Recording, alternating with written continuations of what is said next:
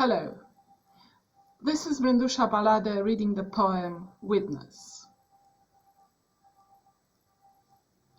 75 years after the atomic bomb, as I walked into a ghostly church, the old transept repelled me onto an unknown street like I was junk, that is no longer religious. Presently I felt that my high-top sneakers were soaked in some vodka-like liquid, fallen from a Sputnik, and there was no longer truth in the world. Only a night bridge gave me an iron hand and put me among the flowers. So I was rescued into a ship, drank hot milk with espresso, bought everything made in Italy.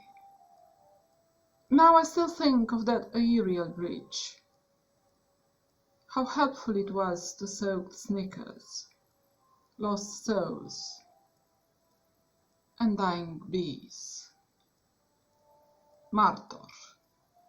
După 75 de ani de la bomba atomică, împășit într-o biserică bântuită și vechiul transept m-a zvârlit ca pe un rebut, pe o stradă străină.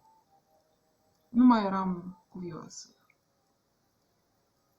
Am simțit îndată că tenișii mei înalți erau murați într-un fel de vodcă prelinsă dintr-un Sputnik și că nu mai exista adevăr pe lume. Numai un pod cavaler mi-a întins o mână de fier și m-a așezat printre flori. Așa am fost salvată pe o corabie. Am băut lapte fierbinte cu espresso. Am cumpărat tot ce era made in Italy. Acum mă gândesc într-una la podul acela aerian, la ce săritor era cu tenișii murați, sufletele pierdute și albinele pierind.